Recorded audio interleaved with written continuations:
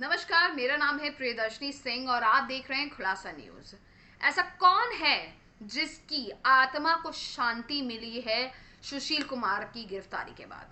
ऐसा कौन है जिसको अपनी पुरानी रंजिश याद आ गई है? ऐसा कौन है जिसके आज बदले की आग को पानी मिला है? जी हाँ, मैं बात कर रही हूँ अंदरूनी कलह की। जी हाँ, रेसलिंग में भी पहलवानों के बीच में बहुत ज़्यादा कंपटीशन और पॉलिटिक्स और अंदरूनी कलह होता है। मैं बात कर रही हूँ नरसिंह यादव और सुशील कुमार की, कि उन दोनों में क्या रिलेशन था, क्यों प्रतिस्पर्धा थी और किस तरीके से दोनों की जो लड़ाई थी वो मीडिया के सामने और लोगों के सामने और सड़क पे आ गई थी। मैं आपको ये पूरी कहानी अब बताने वाली हूँ। बात है 2014 की। वर्ल्ड चैंपियनशिप हुई और नरसिंह यादव की परफॉर्मेंस बेहतरीन रही। वर्ल्ड चैंपियनशिप में ब्रॉन्ज मेडल जीतने के बाद और भी बहुत सारी रेसलिंग की इंटरनेशनल चैंपियनशिप जीतने के बाद नरसिंह यादव को एक बहुत ही स्मूथ राइडिंग कहा जा रहा था 2015 के ओलंपिक के लिए। लेकिन उसी समय सुशील कुमार ने भी अपनी दावेदारी कर दी, जो कि बहुत ऑब्वियस था क्योंकि वो 2 बारी ओलंपिक जीत चुके थे, ओलंपिक मेडल लेके आए थे, तो उन्होंने भी अपनी दावेदारी पेश की। लेकिन फेडरेशन को ये लग रहा था कि सुशील कुमार उस टाइम इतने फॉर्म में नहीं है जितने कि नरसिंह यादव हैं, तो उन्हें ये लग रहा था कि देश के लिए अगर कोई मेडल ला सकता है तो वो नरसिंह यादव ला सकते हैं, ना कि सुशील कुमार। ये मैं बात कर रही हूँ 2014 और 15 के बीच की कहानी मैं आपको बता रही हूँ। उसके बाद क्या हुआ? उसके बाद दोनों ने अपनी दावेदारी लगाई, दोनों में बयानबाजी शुरू हुई। सुशील कुमार ने तो उतनी बयानबाजी नहीं की। कहते हैं ना, जो पीछे से पॉलिटिक्स खेलता है वो सामने से बयानबाजी कम करता है। उन्होंने बोला कि नहीं, मैं अपने जूनियर की बहुत रिस्पेक्ट करता हूँ, मैं चाहता हूँ कि मेरे जूनियर्स भी आगे खेलें। लेकिन सतपाल सिंह, जो कि छत्रपाल स्टेडियम के कर्ता धर्ता भी हैं और सुशील कुमार के ससुर भी हैं, उन्होंने खुले में मुखालफत की और उन्होंने एक तरह से फेडरेशन में, क्योंकि उनकी एक बहुत धाक है सुशील कुमार के और सतपाल सिंह की, तो कहीं ना कहीं सुशील कुमार का नाम आगे करने की भी कोशिश की। ये तो पॉलिटिक्स होती है हर स्पोर्ट्स में और सब जानते हैं। चाहे कोई भी स्पोर्ट्स लीजिए, अगर आपकी पहुंच है, चाहे स्पोर्ट्स क्या कोई भी चीज़ ले लीजिए, अगर आपकी पहुंच है, आपकी अप्रोच है, तो आपको तवज्जो दी जाती है। खैर, उसके बाद क्या हुआ? उसके बाद हालात ये हो गए कि दोनों में बयानबाजी शुरू हो गई।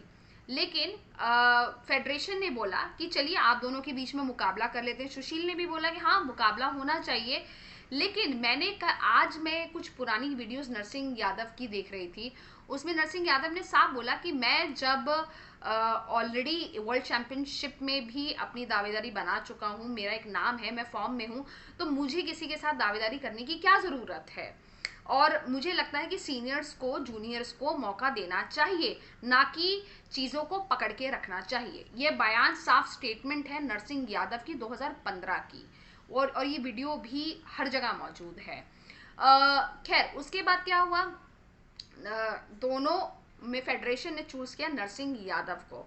अब क्या होता है कि जब भी आप इस तरीके के इंटरनेशनल कंपटीशन, रेसलिंग कंपटीशन या किसी भी इस तरीके के स्पोर्ट्स कंपटीशन में जाते हैं, तो उससे पहले आपका नार्कोटिक टेस्ट होता है कि आपने कोई स्टीरॉयड्स तो नहीं ले रखे हैं अपने अंदर ताकत को या ऊर्जा बढ़ाने के लिए, या फिर आपने कोई गलत चीज़ों का सेवन तो नहीं कर रहे हैं। तो एक टेस्ट होता है और इस तरीके से नरसिंह यादव का जब टेस्ट हुआ तो उसमें पाया गया कि उन्होंने एक घातक किस्म के स्टेरॉइड्स, एक बैंड स्टेरॉइड्स ले रखे थे।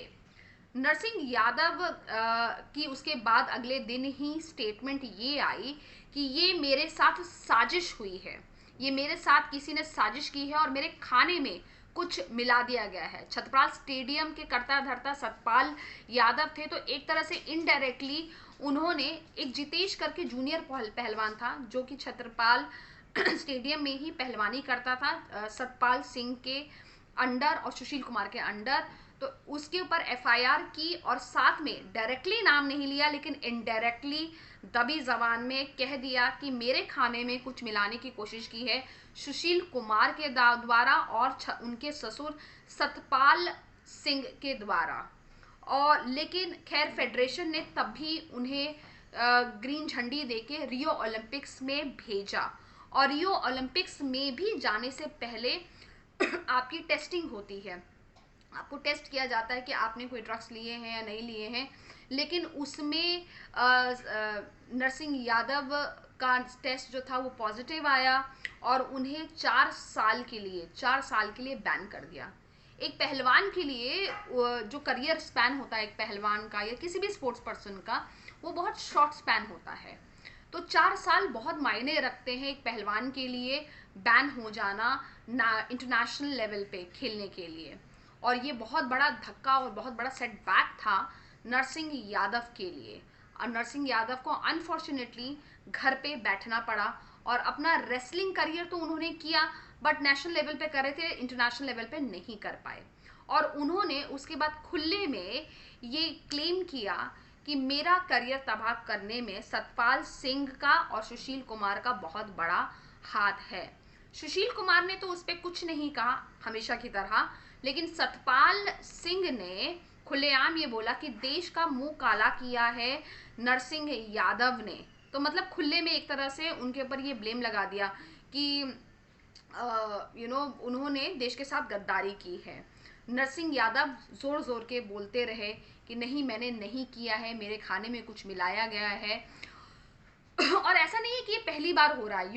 योगेश्वर दत्त जो कि एक ब्रॉन्ज मेडल लेके आए हैं पहलवानी में, उन्होंने भी इस तरीके की बातों के बारे में बोला। और उन्होंने तो इनफैक्ट अपना एक खुद का प्राइवेट कुक भी रखा जो कि उनका विश्वास पात्र था। और उन्होंने कहा था कि मैं कैंटीन या मेस का खाना नहीं खाऊंगा क्योंकि खाने में कुछ भी मिलाया जा सकता है।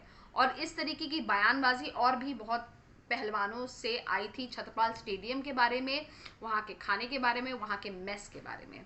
आपका क्या कहना है इस बारे में ज़रूर बताइएगा। क्या आपको लगता है कि यादव जी के साथ धोखेबाजी हुई है? क्या आपको लगता है कि इस साजिश में सतपाल सिंह यादव और सुशील कुमार शामिल थे? हमारे चैनल को ज़रूर सब्सक्राइब करिएगा इस तरीके की कहानियों के लिए। नमस्कार, जय हिंद।